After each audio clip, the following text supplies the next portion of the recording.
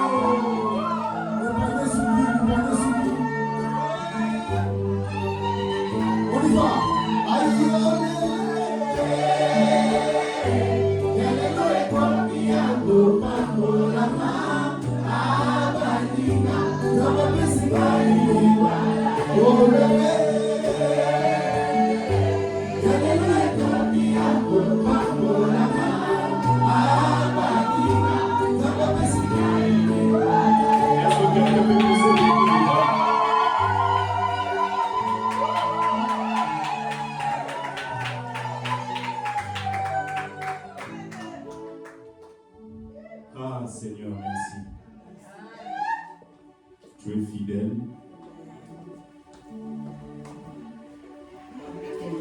En voyant ce que nous voyons, nous ne pouvons que te rendre grâce.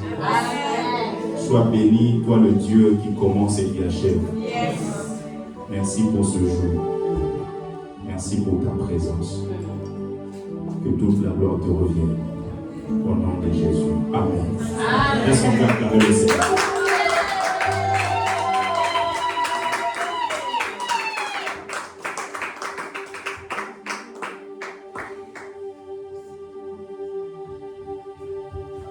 Merci beaucoup. Vous pouvez vous asseoir.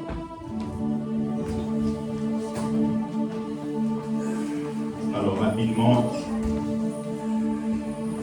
nous rendons grâce au Seigneur pour ce moment, pour la bénédiction nuptiale de nos bien-aimés Patrick et Juppsy. Et nous allons lire un texte dans Genèse chapitre 2, du verset 15 au verset 25.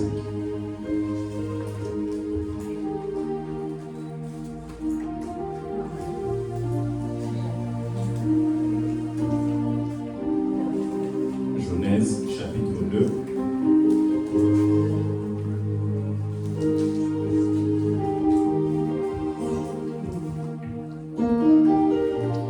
Dieu est en ce lieu. La Bible dit: l'Éternel Dieu prit l'homme et le plaça dans le jardin d'Éden pour le cultiver et pour le garder. L'Éternel Dieu donna cet ordre à l'homme: tu pourras manger de tous les arbres du jardin, mais tu ne mangeras pas de l'arbre de la connaissance du bien et du mal. Car le jour où tu en mangeras, tu mourras. L'Éternel Dieu dit: il n'est pas bon que l'homme soit seul. Je lui ferai une aide semblable à lui. L'Éternel Dieu forma de la terre tous les animaux des champs et tous les oiseaux du ciel. Et il les fit venir vers l'homme pour voir comment il les appellerait. Et afin que tout être vivant portât le nom que lui donnerait l'homme. Et l'homme donna des noms à tout le bétail, aux oiseaux du ciel et à tous les animaux des champs. Mais pour l'homme, il ne trouva point d'aide semblable à lui. Alors l'Éternel Dieu fit tomber un profond sommeil sur l'homme qui s'endormit. Il prit une de ses côtes et refermant la chair à sa place. L'Éternel Dieu forma une femme de la côte qu'il avait prise de l'homme et il l'amena vers l'homme. Et l'homme dit: voici, cette fois, celle qui est os de mes os et chair de ma chair. On l'appellera femme parce qu'elle a été prise de l'homme. C'est pourquoi l'homme quittera son père et sa mère et s'attachera à sa femme, et ils deviendront une seule chair. L'homme et sa femme étaient tous deux nus, et ils n'en avaient point honte. La parole du Seigneur.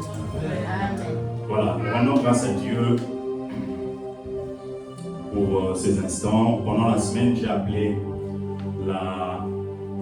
le responsable du côté de la sœur Juppsy pour pour avoir la confirmation que la famille a reçu tout ce qu'ils avaient demandé.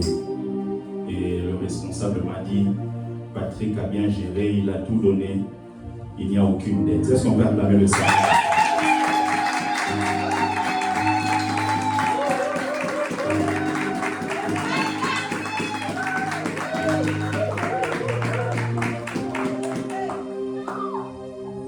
C'est encourageant et encore félicitations. Bien aimés, vous savez, je vais nous partager pendant 5-6 minutes la pensée de Dieu par rapport au mariage. Vous allez voir que les gens se marient tous les jours. Chaque jour, il y a des mariages dans différents pays. Et chacun a sa conception du mariage. Et nous qui sommes enfants de Dieu, nous qui sommes chrétiens, nous devons avoir aussi une certaine conception du mariage. Et notre conception du mariage, c'est selon celui qu'on appelle l'initiateur du mariage qui est l'Éternel. Nous devons savoir ce que cela signifie un mariage chrétien. C'est quoi un mariage chrétien? Un mariage chrétien, c'est un engagement entre un homme et une femme qui s'aiment et sont tous deux d'authentiques chrétiens. Un engagement total de la personne tout entière pour toute la durée de la vie. C'est un engagement à la fidélité réciproque. Un mariage n'est chrétien que si le Christ en est vraiment la tête. Si le Christ en est vraiment le chef. Le but de cette exhortation, c'est de nous montrer le fondement du mariage. Nous devons savoir que le mariage, c'est la volonté de Dieu. C'est l'union entre un homme et une femme. Vous allez voir que lorsque Dieu a créé l'homme et la femme et a formé l'homme en premier. Et quand il a formé l'homme, il l'a placé dans le jardin. En plaçant l'homme dans le jardin représentait la présence de Dieu. Et Dieu a commencé à donner des instructions à l'homme. La première des choses, Dieu lui dit, tu dois cultiver le jardin. Pourquoi? Parce que le mariage est un jardin qu'il faut cultiver jour après jour. Il dit, tu dois cultiver. C'est-à-dire, il y a un certain effort qui doit être fourni. Tout celui qui ne fournit aucun effort pour maintenir son mariage finira par divorcer. Il y a toujours un effort à fournir de deux côtés. Dieu dit, tu dois cultiver.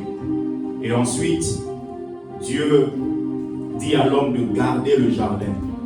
Parce que nous avons la responsabilité de protéger ce que Dieu nous donne. Lorsque Dieu vous donne quelque chose, il y a des mécanismes, il y a des choses que vous devez faire afin que cette chose soit préservée. Et Dieu donne des instructions à l'homme concernant le fruit de l'arbre défendu. Il lui dit, vous allez tout manger, mais vous ne toucherez pas à cet arbre-là. Vous ne toucherez pas aux fruits de cet arbre. Bien aimé, dans un couple, il y a toujours des interdits. Si dans une relation, dans un couple, les interdits n'existent plus, c'est l'anarchie. Chacun fait comme il veut et c'est le désordre. C'est-à-dire, quand chacun fait comme il veut, il y a plusieurs visions. Et quand il y a plusieurs visions, ça emmène la division. Parce que dans le mot division, vous avez dit au début qui veut dire deux. Et ensuite, vous avez vision. À chaque fois que vous voyez une division, c'est parce qu'il y a plusieurs visions. Or, la Bible dit, deux personnes ne peuvent pas marcher ensemble aussi longtemps qu'elles ne se sont pas mises d'accord. Je prie Dieu que le Seigneur bénisse ce mariage.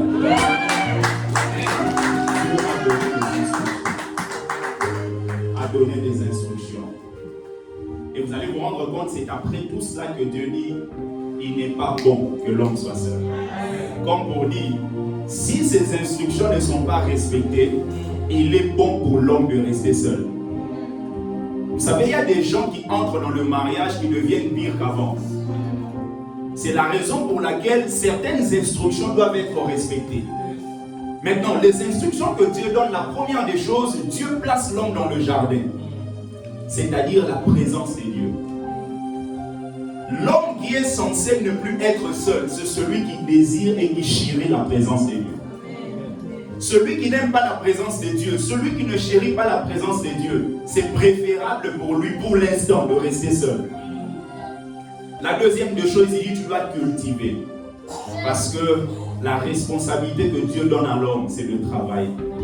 Un homme qui ne veut pas travailler, le mariage n'est pas son affaire pour l'instant. Oui. Quelqu'un qui n'a pas la pensée du travail ne sera pas responsable dans son foyer. C'est la raison pour laquelle l'un des signes qui montre que quelqu'un atteint la maturité, c'est lorsque la personne comprend que je ne peux pas être dissocié du travail. Parce que le Dieu créateur lui-même a travaillé avant de se reposer. Et vous allez vous rendre compte qu'il a travaillé 6 jours, il s'est reposé un seul jour. Donc le travail doit occuper la place de l'homme. Et ensuite il lui dit, tu dois garder. Frère Patrick, tu as la responsabilité de protéger ton foyer. De protéger ta famille. Tout le monde ne peut pas passer vers ta femme sans que toi, tu aies mis des barrières. Même si elle a tort, certaines choses, il faut d'abord défendre. Et ensuite, tu la reprends par la suite. Et il protège. C'est à toi de protéger. C'est à toi de garder. Et Dieu donne des instructions à l'homme. Vous allez vous rendre compte, l'histoire du fruit de l'arbre qu'il ne faut pas manger, Dieu n'a pas dit à la femme. Dieu a dit à l'homme. Donc l'homme a la responsabilité de pouvoir communiquer les instructions de Dieu à sa famille, en l'occurrence à sa femme. Lorsque vous avez un homme qui ne maîtrise pas l'épée et il n'y a pas d'écriture, cet homme, il est préférable pour lui de rester d'abord seul. Parce que la responsabilité du père en Israël était notamment de jouer le rôle du prêtre. C'est la raison pour laquelle vous allez voir des hommes comme Job. Job jouait le rôle du prêtre. Il allait offrir pour ses enfants. Donc pour jouer le rôle du prêtre, il faut être sacrificateur. Un sacrificateur ne peut pas être sacrificateur aussi longtemps qu'il ne connaît pas les instructions de Dieu. Frère Patrick, bats-toi pour connaître les Écritures. Bats-toi pour maîtriser les Écritures.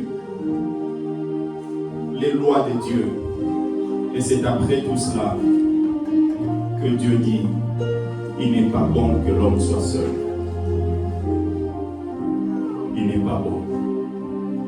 Si ces paramètres ne sont pas remplis, c'est préférable pour l'homme de rester seul. Bats-toi, aime la présence de Dieu. Bats-toi, travaille pour l'avancement de ton foyer. Bats-toi, protège ton foyer, protège tes enfants. Parce que tu es la tête. La tête est censée donner la direction. Tu dois être toujours un modèle pour ta famille. Un modèle. Le chef, ça ne signifie pas patron. Le chef, ça signifie directeur.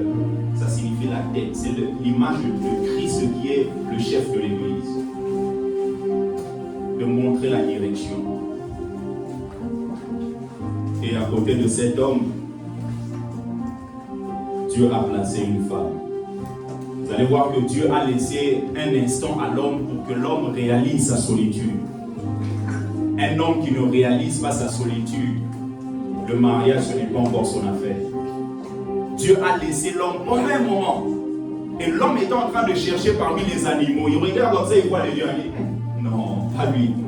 Il regarde comme ça, il voit la girafe. Non, pas elle.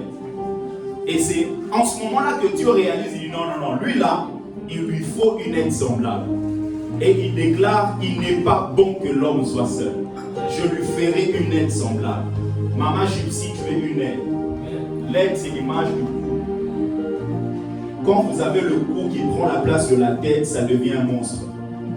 Les couples que nous avons ici en Europe, beaucoup de couples sont des couples monstres. C'est-à-dire que la femme a pris la place de la tête et la tête s'est désengagée de ses principes. L'aide. Frère Patrick, Dieu ne te donnera jamais une femme accomplie.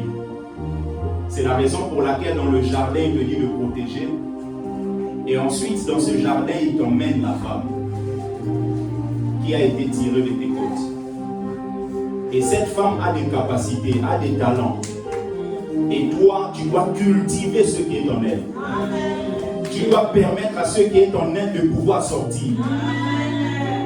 Parce que quand une aide est présente, il y a deux choses qui se passent pour terminer. Soit vous considérez l'aide et votre relation avance, ou soit vous méprisez l'aide et vous avez des problèmes. Même lorsque vous construisez quelque chose, vous allez vous rendre compte quand quelqu'un vient vous aider. Si vous commencez à mépriser la personne, vous n'allez pas bien bénéficier de l'aide de cette personne. C'est la raison pour laquelle tu ne dois jamais mépriser. Tu ne dois jamais mépriser ton épouse.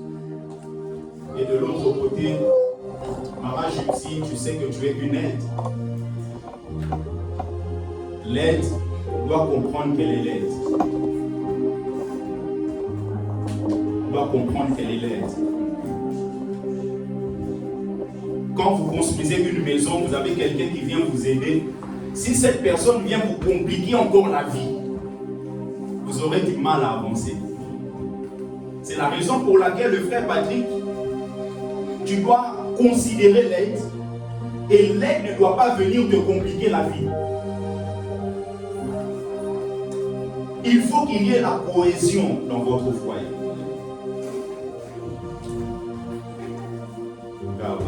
Je ne sais pas pourquoi je vois ça, mais le dimanche passé, j'ai donné un message au frère Patrick. Certaines choses, je ne dirai pas ici, mais je pense qu'on doit prier pour lui. Prier pour lui, pourquoi? Parce que le message que je lui ai donné à la fin du culte dimanche passé, j'étais dans un lieu, je le voyais, je l'appelais Patrick, mais quelqu'un me disait son nom n'est pas Patrick, son nom c'est Ibrahim. Et le dimanche passé, je lui ai posé la question, tu connais Ibrahim? Il m'a expliqué Ibrahim, c'est quelqu'un avec qui ils ont fait certaines choses dans le passé. Et ça devient clair, c'est-à-dire que le but de l'ennemi, c'est que le frère Patrick revienne dans l'islam. C'est la raison pour laquelle ce nom Ibrahim, lorsque je l'appelle Patrick, on me dit son nom n'est pas Patrick, son nom est Ibrahim. Je déclare en tant que sacrificateur en ce lieu, tu ne reviendras jamais à l'islam.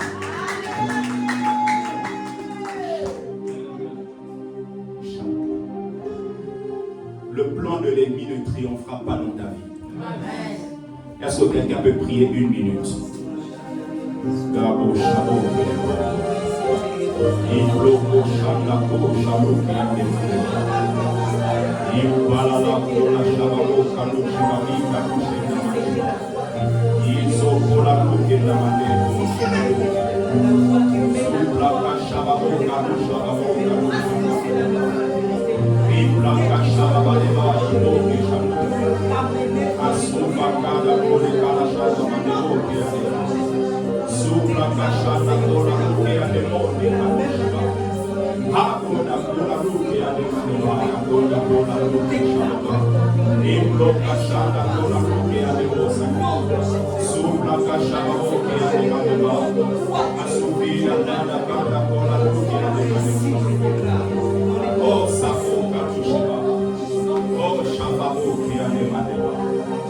Merci Seigneur.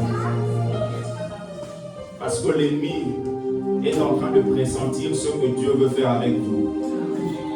Et il veut que tu retournes là-bas.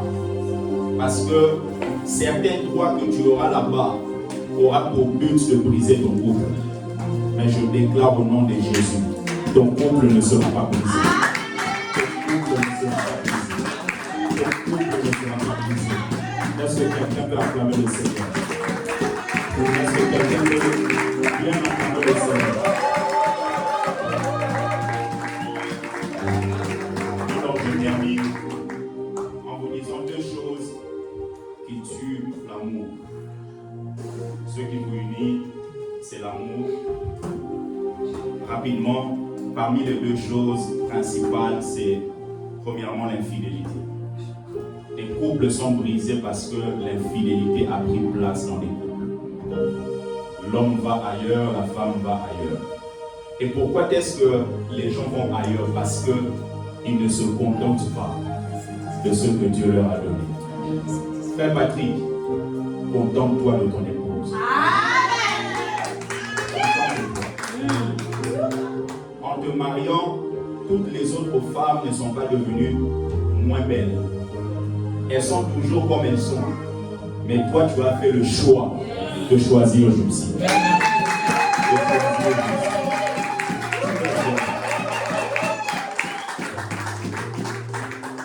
Maman Gypsy, tous les autres hommes ne deviennent pas laids. Ils sont toujours comme ils sont. Mais tu as fait le choix de choisir Patrick, de choisir cet homme. Deuxièmement, ce qui tue les couples, c'est l'absence d'unité spirituelle. Quand les gens ne sont pas unis spirituellement, quand les gens ne prient jamais ensemble, quand les gens ne communient jamais, ça vient refroidir le feu de l'amour. Bien-aimé, je prie Dieu que vous puissiez être unis spirituellement. Que vous puissiez être unis spirituellement. Est-ce qu'on peut acclamer le Seigneur?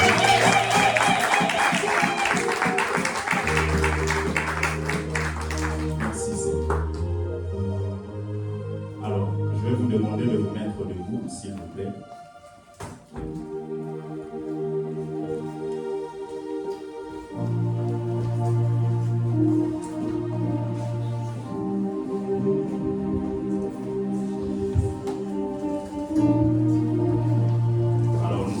Procéder à la cérémonie proprement dite. Je vais essayer de poser quelques questions au couple. Je commencerai premièrement à poser des questions à l'homme et ensuite je finirai avec la femme. Est-ce que vous pouvez vous regarder? Face to face. Vas-y. Bouge la bouche. Bouge la bouche.